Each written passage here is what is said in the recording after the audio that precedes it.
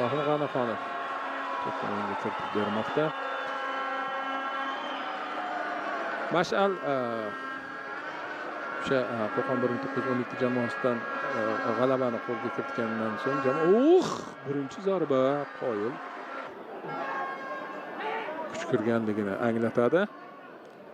Bir paytlar yana o'sha modiga e'tibor qiladigan bo'lsak, maydon egalaridan hujum zarba, dastlabki zarba noaniq ketmoqda. Daniel Nug'monov deguvchilar menimcha topiladi. Shulardan biri men. Mash'alning navbatdagi hujumi xavfli vaziyat bo'lishi mumkin. Darvoza bo'm-bo'sh. Lekin to'p maydon tashqarisiga chiqib ketyapti. Bo'lib qoldi. Masofa ham kam edi. Mana ko'rishingiz mumkin. Diagonal uzatma. Matiya Rom. Uzatmasi ham va ish ham unchalik zo'r bo'lmadi. Oqibatda esa Mash'aldan navbatdagi hujum. 4-4. 4-4. Uzoqdan yo'llangan zarba bu darvoza tomon yo'naltirilgan edi. Qarib ataylab ushlab qolyapti. Bu pallada Rafael Sabino Mash'alning hujumi. Mash'alning hujumi qanday zarba! Bu zarbalar egasi kim bo'layapti? Boyagisi xo'p. Ogoh bo'lishligi uchun yetarlicha asos. To'p darvozaning yuqori qismiga tegib maydon tashqarisiga chiqib ketmoqda. Zarba ajoyib tarzda hattoki ustun va Lohan uzatmani amalga oshiradimi, tepadimi? Zarba bor. Darvozabon to'pni qo'ldan chiqarib yubordi va ushlab olmoqda. 11 metrlik jarima ham bor.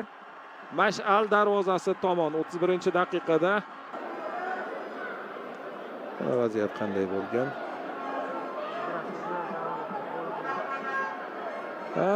Ushlab qolgan ekan bu. Endi rostdan ham 11 metrlik belgi.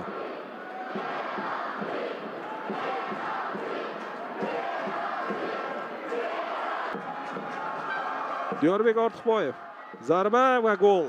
Xorazm 33-daqiqada nihoyat hisobni ochdi. Pozitsion hujumlarni ko'paytirdi. Bosim aynan mana shu yo'l bilan amalga oshirildi. Ortidan esa standart vaziyat 11 metrlik belgidan bo'lsa-da hisobni ochyapti. Bu esa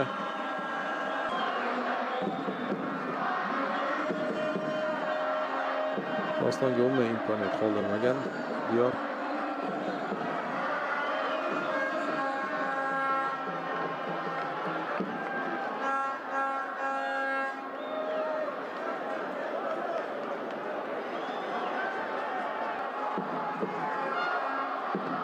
Darvoza tomon tepdi.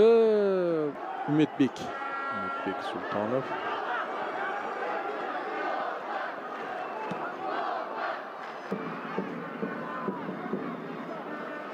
To'saydi to'pni o'yinga kiritib beryapti. 43-daqiqa boshlandi bizda.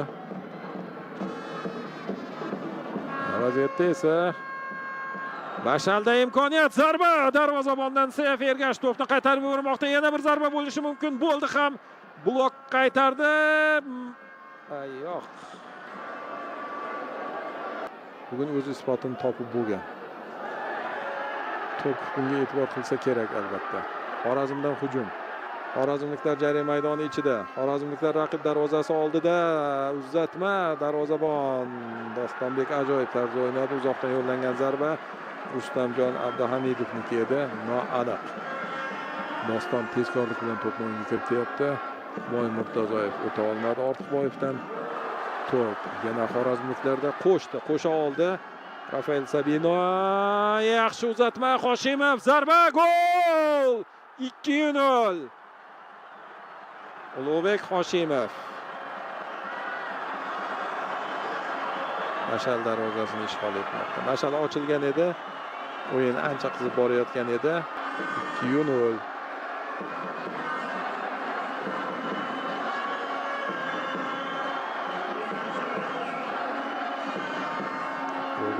Zo'r o'ynadi. Himoyachini aldadi. Holatini to'g'rilab oldi.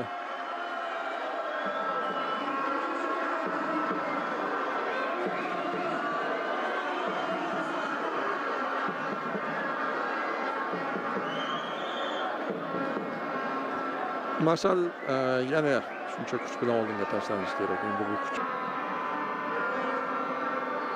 Darvozabon yaxshi chiqdi Ergashev, Umidjon. Zarba! Akrobatik tarzda amalga oshirilgan hisoblanar edi. Gol bo'lmadi. Muhammad Alining zarbasi atrofga yetkazilgan oldi. Muhammad Ali o'zi bormoqda, zarba yo'llab qolishi ham mumkin. Zarba hududi, zarba yo'llandi. Baribir niyatiga yetdi-yu, ammo yuqoriroqdan ko'taraverishga, bunisi esa ishlanmaydi. Orqa tarafda turgan bo'lishiga Azizbek Pirmuhammedov zo'r imkoniyat edi.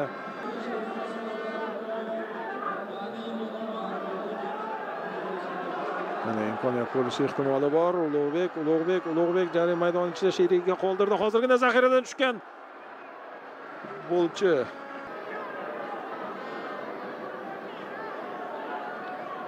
Ulug'bek Hoshimov futbolchiga qarang. Ungacha ham bormadi. Hushtak chalindi. Xorazm hamda Mashal jamoalari o'rtasida o'tgan o'yin 2-0 hisobida maydon egalari Xorazm jamoasi qoidasiga hal bo'lmoqda. Dastlabki gol Yorbek Ortiqboyev tomonidan, ikkinchi gol esa Ulug'bek Hoshimov tomonidan kiritildi.